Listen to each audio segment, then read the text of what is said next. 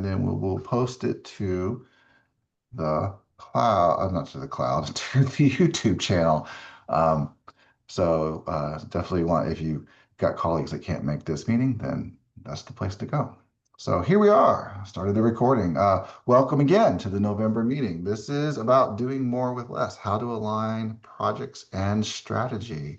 Our guest speaker is Jeff Oltmann.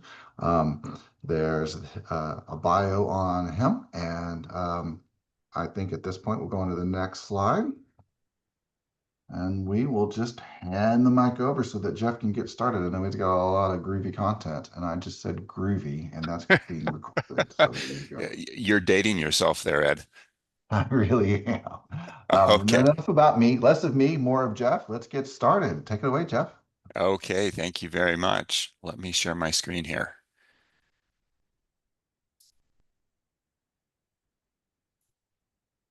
And you may wonder why you're seeing that picture in front of you. And I thought, well, we get the boring formal introductions. I'm on the faculty of the Division of Management at Oregon Health and Science University outside the Portland area, which, by the way, is not a war zone. And I'm on the academic side there. So I teach mid-career graduate students in how to use projects to improve healthcare. That's my focus area. But, that's the formal professional stuff. So I thought since you've never met me in person before, you might like to know a little bit more about me personally. This is the Willamette River in downtown Portland in the middle of summer. And I enjoy being out on a kayak, and I put a sail on my kayak. So I go sail kayaking. And that's kind of the personal connection. This is not a good time of year to sail. So I'm getting my skis polished up and getting ready to go. We've had snowfall up on Timberline already, up on Mount Hood. And I think within a month or so, there's going to be some skiing going on here.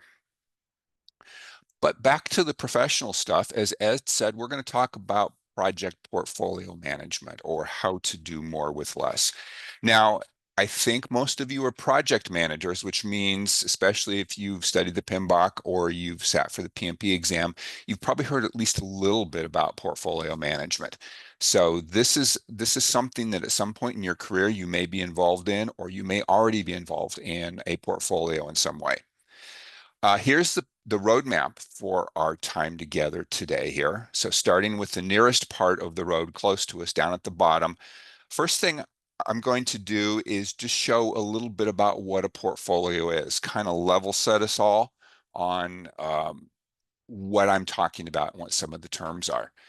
If you'd like to take notes or follow along on these slides, the URL on your screen or the QR code will take you to a web page on my website that contains these slides plus a bunch of other resources about portfolio management. And that can also perhaps be useful to you as we do some of our interactive activities today. So once we do the introductory material, we'll talk about something called portfolio construction. How do you build a portfolio of projects? And then we'll look at portfolio execution. Once you've got a portfolio built, how do you keep all those projects running together? Now notice I've got two places here where we have people sitting around talking, the icons for that. And that's because there's a pair of activities that go along with these. We're going to break up into an activity to look more deeply at constructing a portfolio and executing a portfolio. So get your thoughts ready on how you might want to share some of your ideas in these topics with some of your colleagues. This is one of my favorite analogies about what portfolio management is. We can read all the dry text in the various PMI documents or the various books that are out there, but this to me is kind of graphically a more memorable way of looking at portfolio management, how it fits with project management and how it fits with strategy development. So if I think of projects as a fleet of ships, portfolio management is about getting the right ships into the fleet and running them in a coordinated way. So let me give you some examples.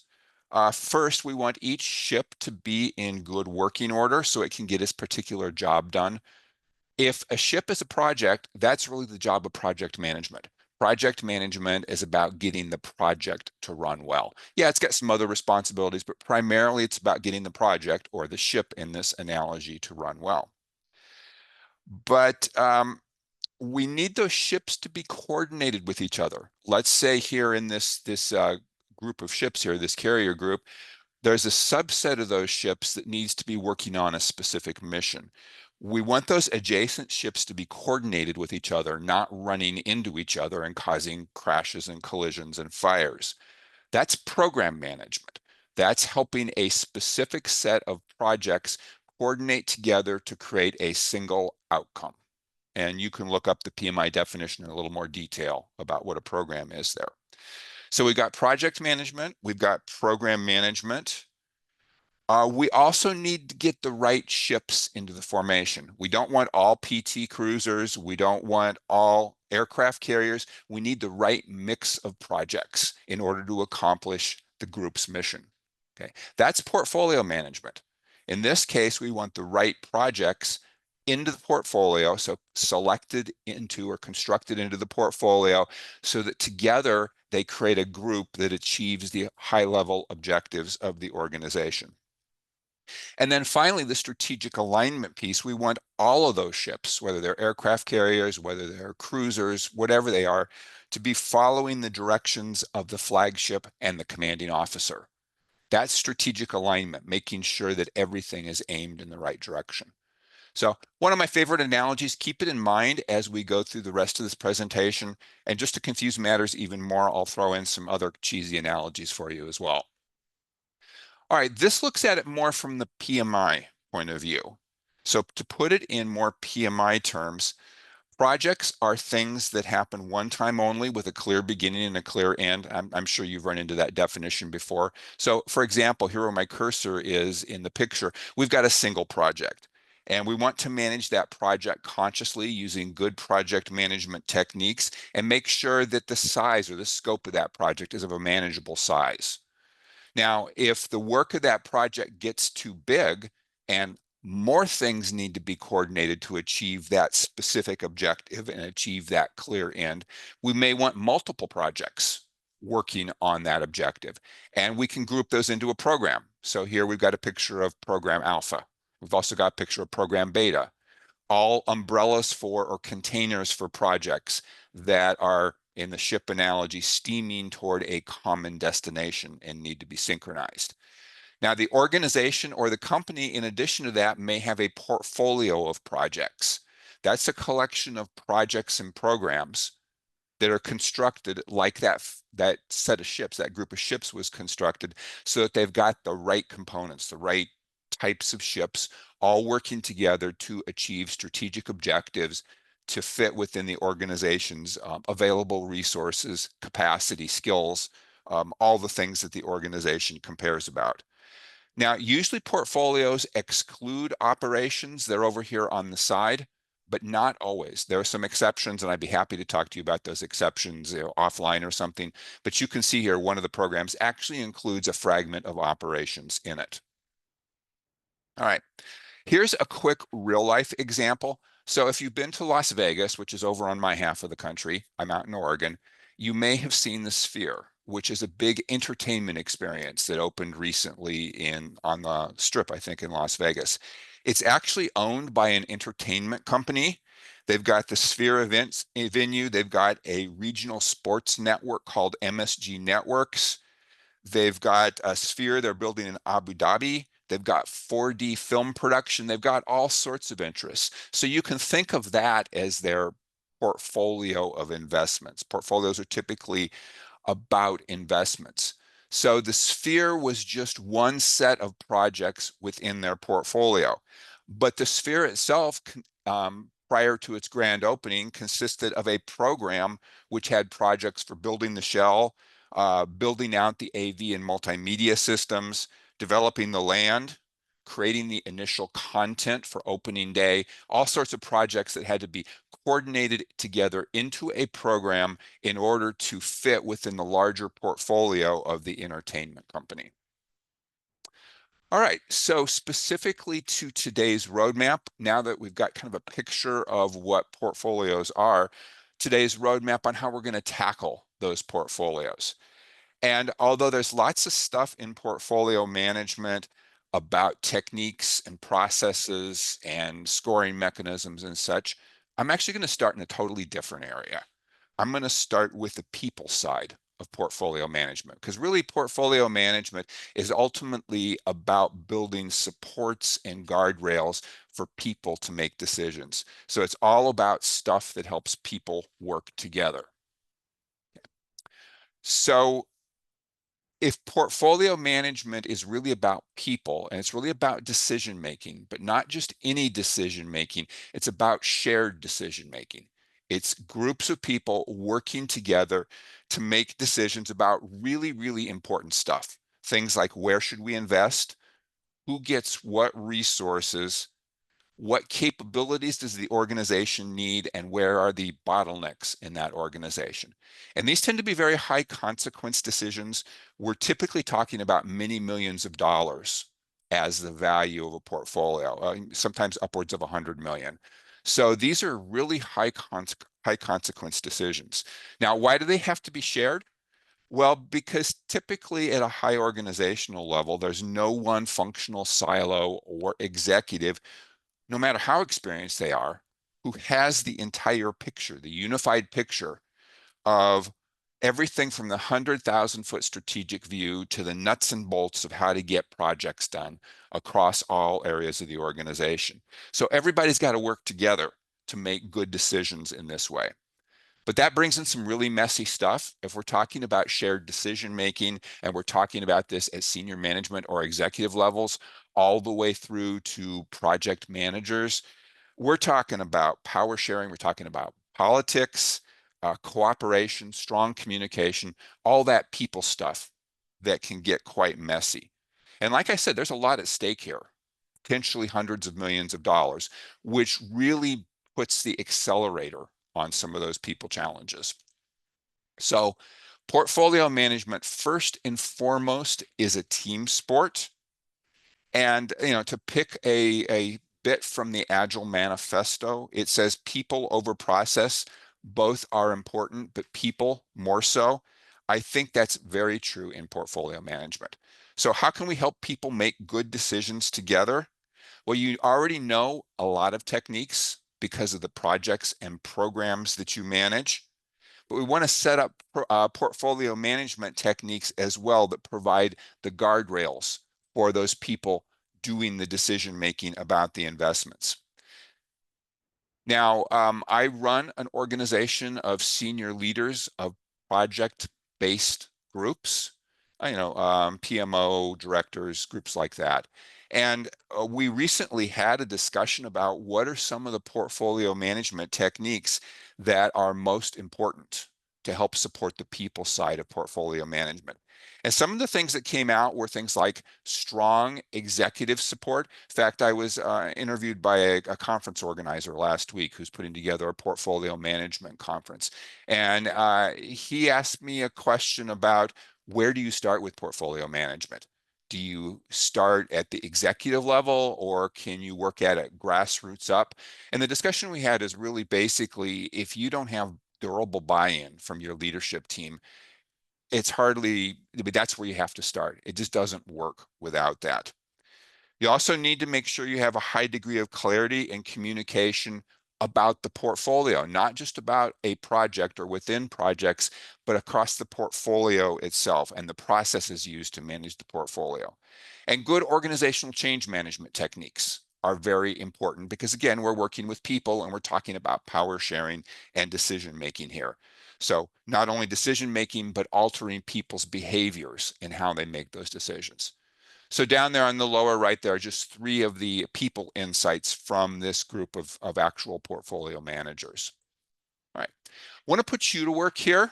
I've been sage on a stage here for 10 or 15 minutes. I'd like to give you an opportunity to share your thoughts on the people side of portfolio management. So remembering that portfolio management is like that fleet of ships. It's a framework that helps people work together to make those high stakes investment decisions. So let's say you were a portfolio manager, or maybe you are a portfolio manager, or you've observed one. What people related challenges would you anticipate? Okay, we're going to use Zoom breakout rooms for this. So just be patient with me here for a second. Now that I see how many people we have, I have to go ahead and set them up. So I think we're going to use 3 breakout rooms. I'm going to send you to your breakout room for a total of 6 minutes. You're going to get 5 minutes in the breakout room and then a 60-second countdown timer. Um, when you get there, work on this question. What people-related challenges would you anticipate as a portfolio manager? At the end of your time, you'll automatically be called back to the large group, and I'm going to use the dreaded wheel of names to call on at least one group to share your insights. So when you get into your room, you'll notice your room is numbered. I think it's typically on the upper left of the Zoom screen. Make note of which room number you're in and make sure you talk about how you're going to report back if you're called on. All right, ready to go? Get at least one thumbs up, Alex. Thumbs up. Okay. All right, then I'm going to push the magic Zoom button and let's see what happens.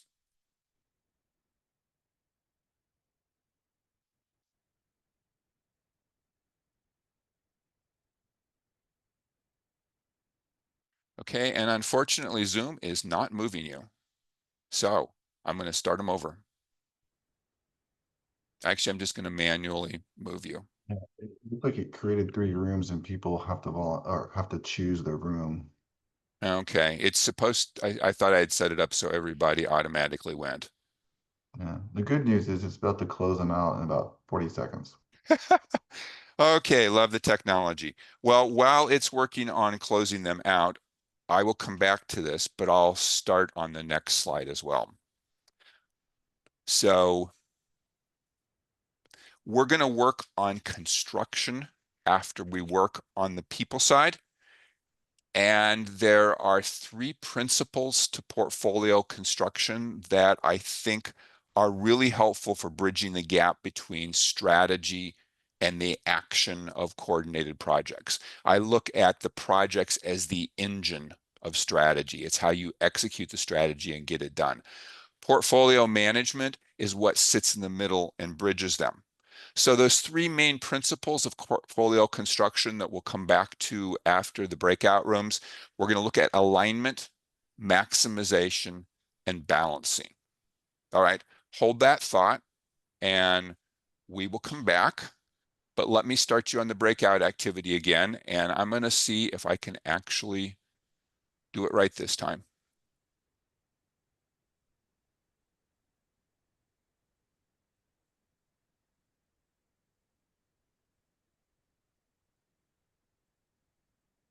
Okay, it looks much, much happier this time. So let's try it again. Here we go.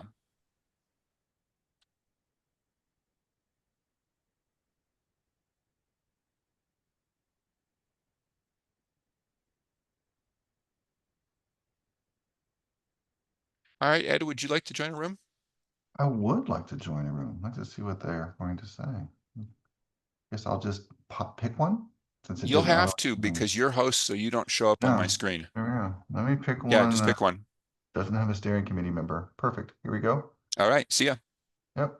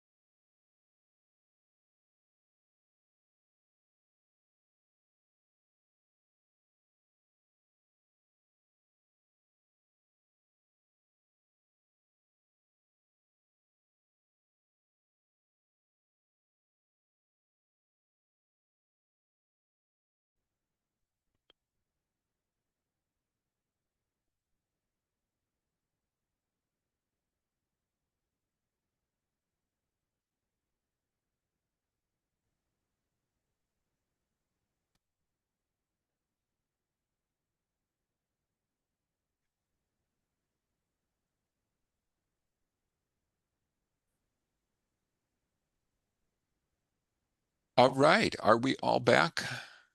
It looks like we are. Good. I was able to drop into two of the rooms and heard some fascinating discussions. I'd actually like to share those a bit of that with the larger group. So you should be seeing the wheel of names on your screen right now. I'm at this point only going to have time, I think, to call on one or maybe two teams. If you win the wheel of names, could you please quickly share back just one of your insights from your group? We'll be doing a second activity in a bit, and if you weren't called on the first time, you'll get a chance the second time. So let's see how it goes here.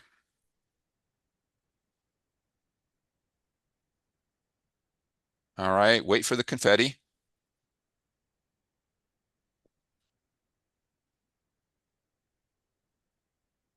All right, room number one, share one of your insights. All right, I'm the designate, and I wonder what my prize is for being the big winner. But the one that I'm going to share, because I really liked this, and Ed poised it, reactionary pivoting. Okay, tell us what that means. Ed, I'm going to let you speak about reactionary pivoting. So this is you've got the IT governance group is doing their job. They're making these decisions, and so they've lined up all their projects, their ships, if you will, and everything's working the way it should be. Everyone's done their assignments, and all of a sudden, somebody goes out to an event or talks to a colleague at another university and hears about this glorious new product that they've seen success with, and then they want to insert it into this portfolio, this fleet of ships that have already been put to ocean and have sent down a path. Yeah, that's kind of the bright, shiny object syndrome Mhm. is one way I look at that. We're distracted by bright, shiny objects. Um, any quick tips on how to deal with that? Oh, were we supposed to like come up with tips on how to do this? Well, the question was just coming up with the challenges, but I thought I'd push you a little harder since you're high performers. I mean, I would just chime in to say if you have a strong governance guardrails, it should take care of that. But sometimes these bright, shiny things come from senior leadership or even the president level, and that's where they get tricky. I'm dealing with one right now. Came from the Mm, president. Saw something shiny. Got to do it right yeah. now. So that's, I think, where I think you're totally correct, Jennifer. It comes to having strong governance frameworks and processes. And then back to that advice from my group of portfolio managers, strong executive buy-in to that process.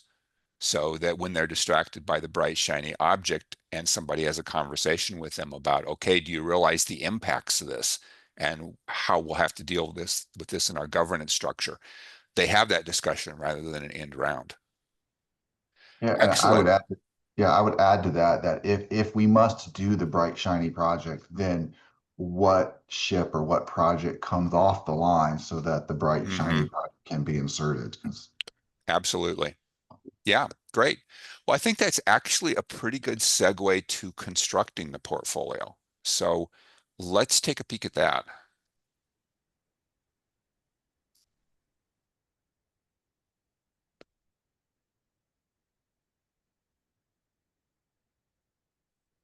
Okay.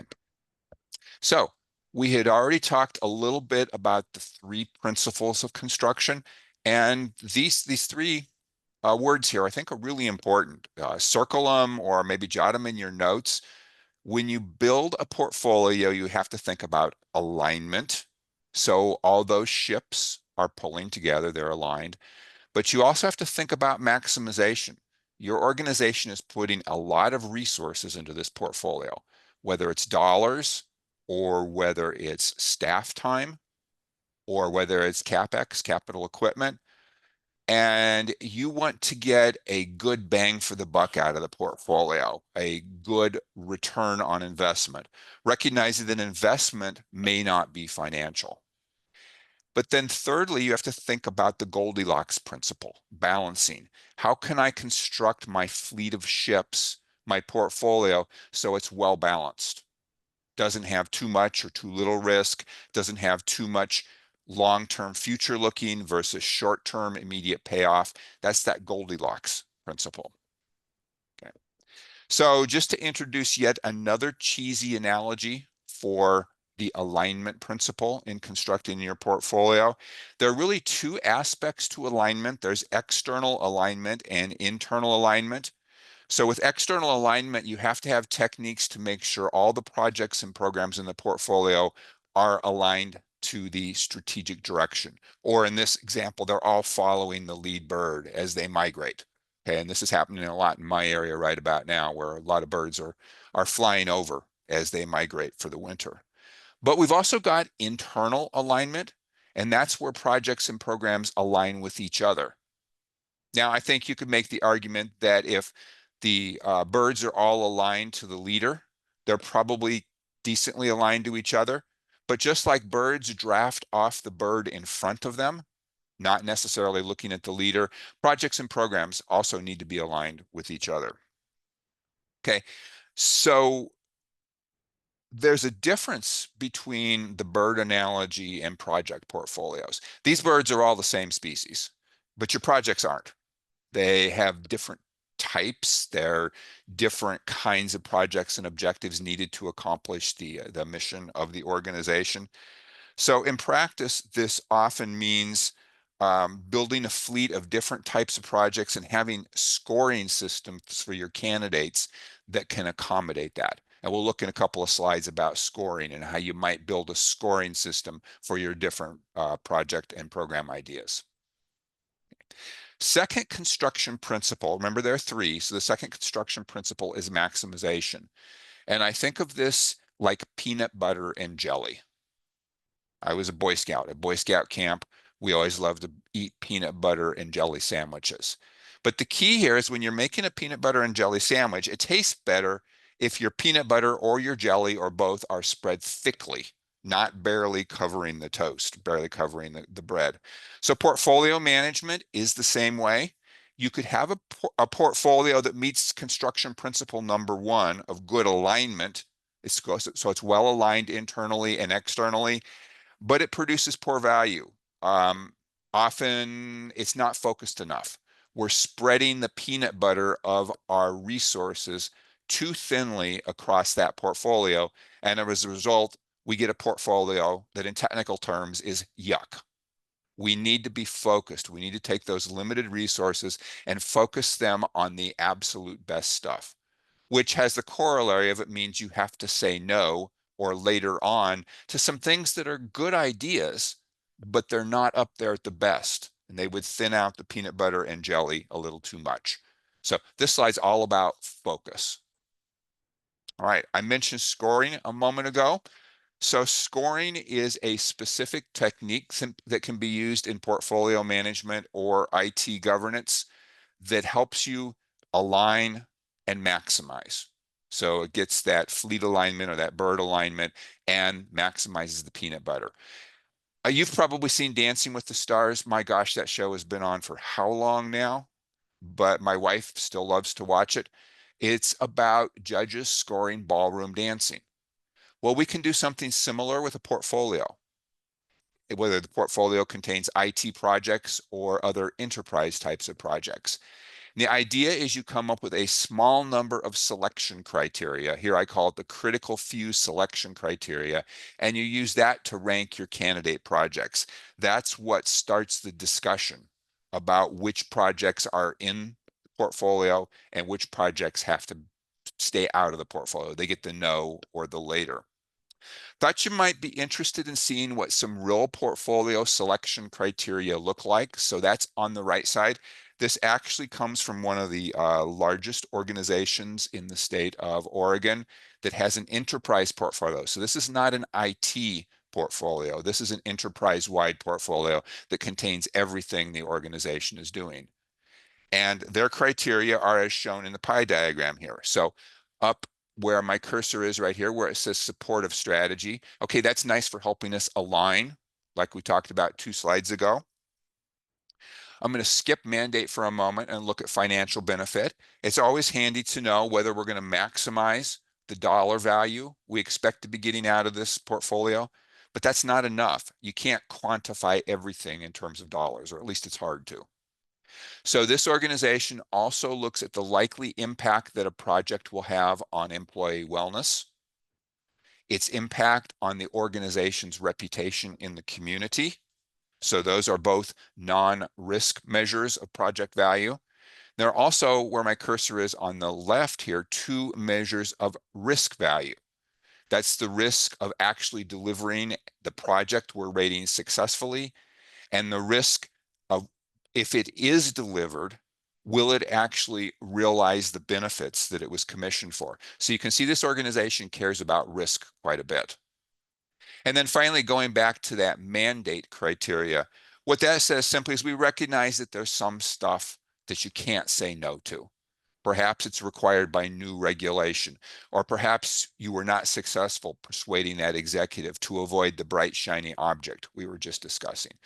So this organization explicitly also talks about mandates when they're rating and ranking their potential projects. All right, the third construction principle that I mentioned is balancing. Okay, and balancing can refer to a lot of different things. Remember, this is the Goldilocks principle. So it can look at balance with regard to risk, level of innovation, time horizon. So maybe we have an organization that cares a lot about risk. We want to make sure the portfolio has a good balance of risky projects versus sure thing projects. You don't have enough risk in your portfolio, you're probably not innovating. You're probably going to fall behind. But you don't have enough sure things in your portfolio, you may die before you get that innovation to the point where it's actually creating real benefits for the organization. So some example here, in the lower left, we have an organization, this happens to be an IT organization, that cares about three strategic buckets and wants to make sure its portfolio is allocated in a certain way across those three strategic buckets. They are projects that will keep the organization running, that's keeping the lights on, projects that will grow the capabilities of the organizations and the business units that are being served by the IT organization. And there's a slice of the portfolio reserved for transformational things that will transform the way the organization works or the way the business units tackle challenges and problems. Okay. Over here on the right is a organization in a totally different industry. This is called a bubble chart. And what this is trying to do is look at the size of the investment and the type of the investment versus the value or benefit it's likely to generate. So on the x-axis is cost of the project, anticipated cost of the project, because we're looking at it early on in the project's life cycle, and strategic value that it's likely to generate. And so by seeing this graphical view, you can get a visual picture of how your candidate portfolio is organized in terms of cost versus potential reward. Then up here at the top is a graph from an organization in yet a different industry, and it's looking at resource constraints and resource skill sets and trying to ask the question, for the portfolios that we're thinking about constructing, how well do they line up with our capabilities and with the people that we can reasonably put against this set of projects? So all different aspects of balance that can be important to a portfolio. So I have another breakout activity for you, and this is asking you about construction. So again, if you were managing a portfolio of projects, how could you improve at least one of those three things? It's alignment, it's maximization, or it's balance. All right, I'm going to stop sharing here and see if I can bring up the breakout room controls again. And we will do the exact same thing. So 5 minutes plus a 1-minute countdown to discuss this question. Are you ready? All right, here we go.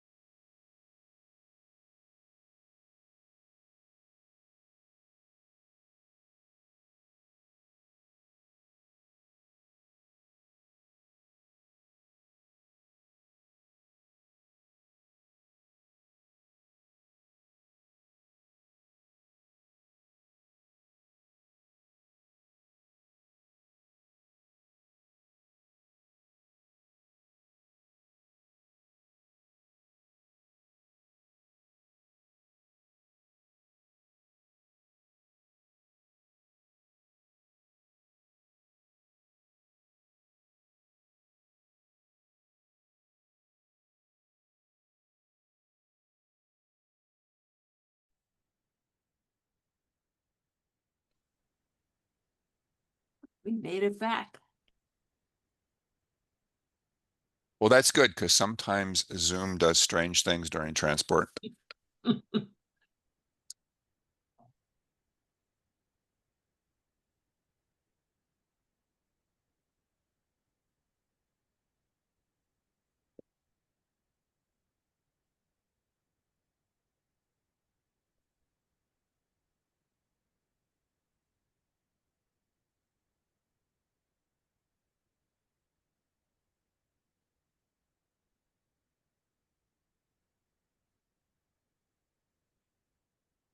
Wow, I was able to drop in to visit another room during this activity and heard some very interesting and insightful things.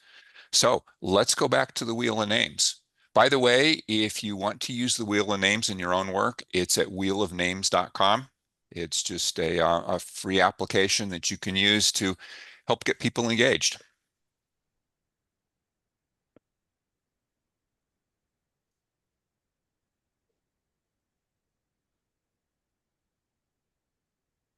And it looks like room number 3 is going to get the nods this time. So share one or two of your insights with us.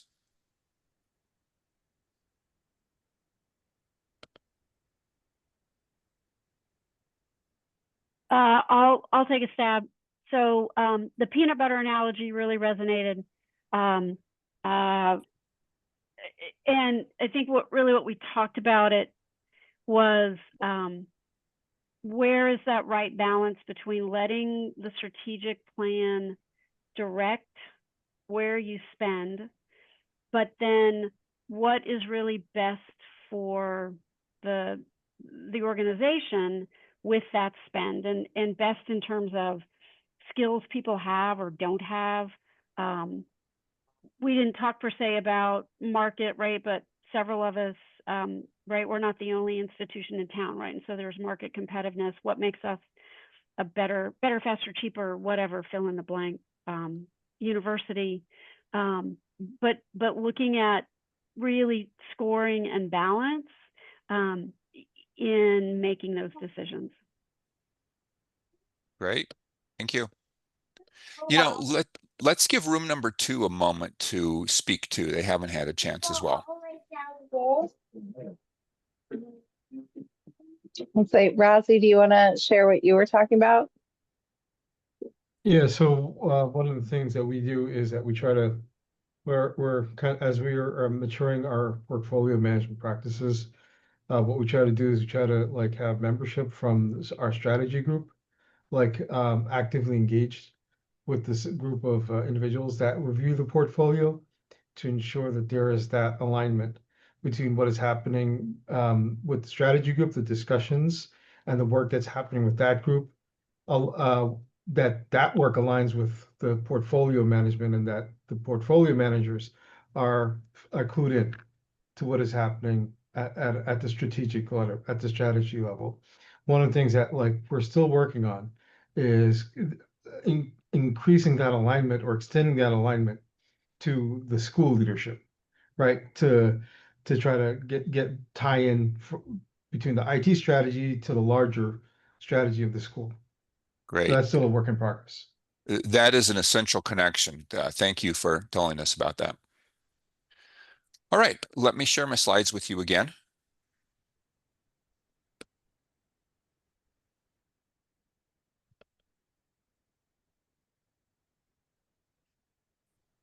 All right, so the last section we're going to look at, and I am going to get you out of here on time. So we'll skim this at a pretty quick level here. But remember, we talked about portfolios are about people, construction, and execution as 3 of the really important pillars. So if we look at execution, let's assume you've got a portfolio constructed and you've got construction methods that you're feeling pretty good about. How do you manage that portfolio in flight? So I'm going to take this from the point of view of a portfolio manager, a person or team who's responsible for managing the portfolio. And I think there are at least 4 major responsibilities that are really important to consider here. And I'm going to use the air traffic control analogy here, as if you haven't had enough analogies already. I'm going to pile another one on top. All right. So let's look at those 4 responsibilities during execution.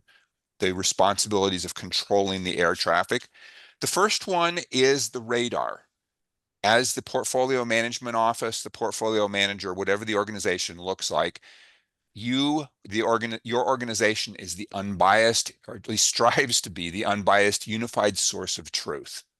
You know, you got to be able to see where things are and the condition they're really in before you can make smart decisions about them. So, duty number 1, responsibility number 1, be the radar.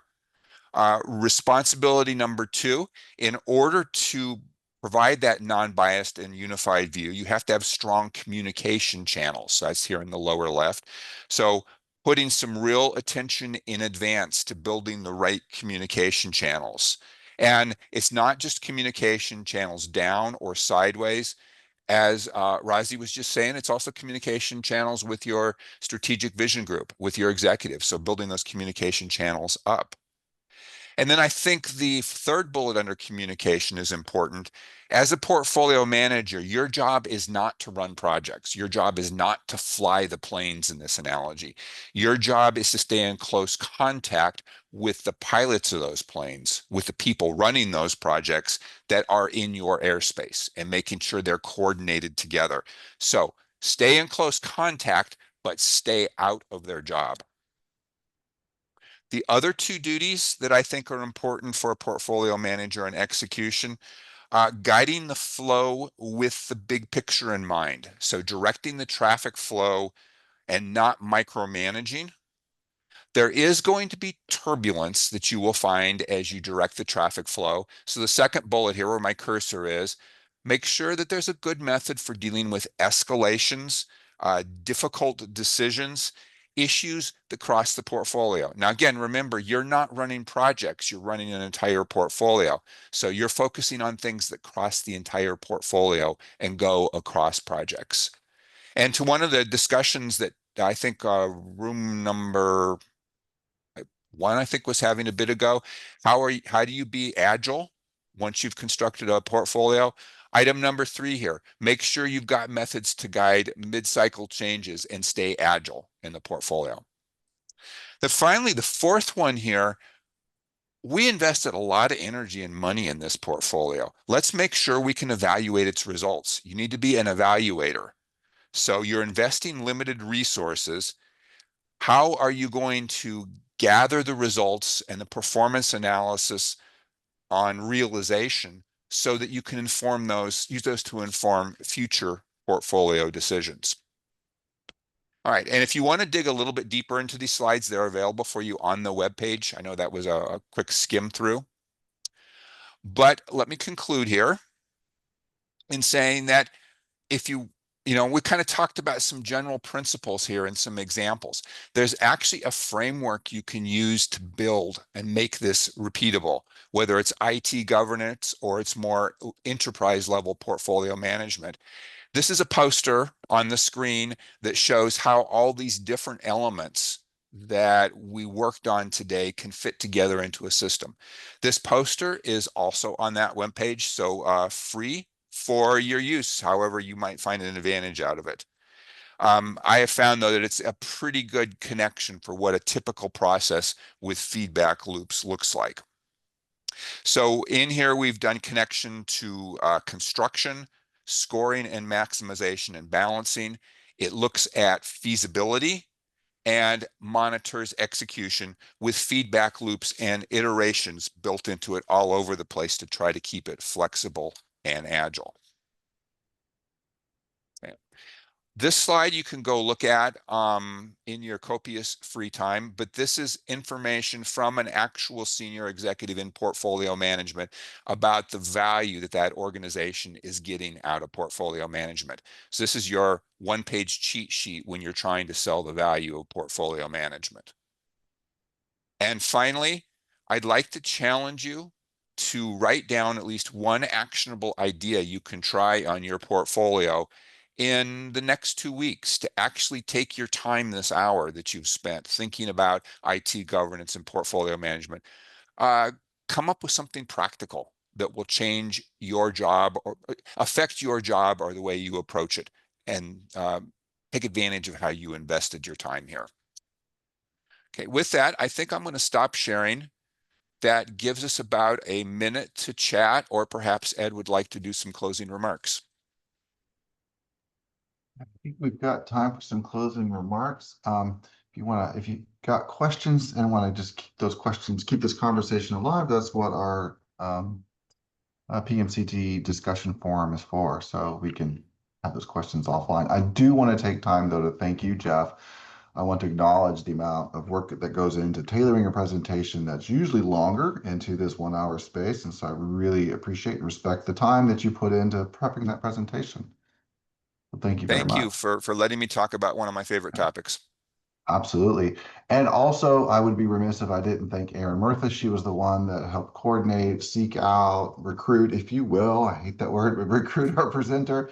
And so she did a bang up job of getting all of this coordinated. And so I want to reach out. She had to step off early, but I will say here in the recording that I really do appreciate her time. So with that, we are 2 minutes away, so we've got one question here. If we can answer it in 2 minutes, then let's try it. We've got Alex's question in the chat. Any perspective on how to pull outside projects into the fleet? And I think you've kind of answered this, but did you want to touch base on that one?